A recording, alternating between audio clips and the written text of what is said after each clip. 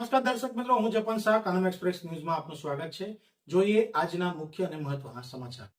ભરૂચમાં 22 દિવસ એક જ ટાઈમ મળશે પીવાનું પાણી. અમલેશ્વર બ્રાન્ચ કેનાલ રિપેરિંગ માટે બંધ.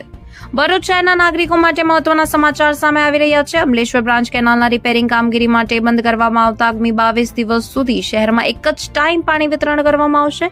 પ્રાપ્ત માહિતી અનુસાર કેનાલ બંધ રહેવાના કારણે ભરૂચના અંદાજે 2 લાખ જેટલા શહેરજનોએ માત્રિયા તળાવમાંથી પીવાનું પાણી મળશે. પાણી પુરવઠા વિભાગ દ્વારા તળાવમાં 22 દિવસ સુધી પૂરતું પાણી સંગ્રહિત કરવામાં આવ્યું હોવાનું જણાવ્યું છે.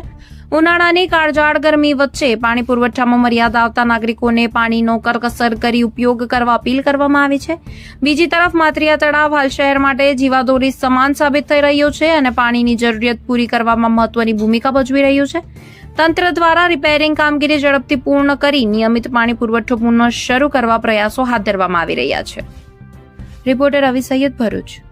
ભરૂચ શહેરને અમલેશ્વર બ્રાન્ચ કેનાલમાંથી પાણી મેળવી અને 2 ટાઈમ પૂરું પાડવામાં આવે છે.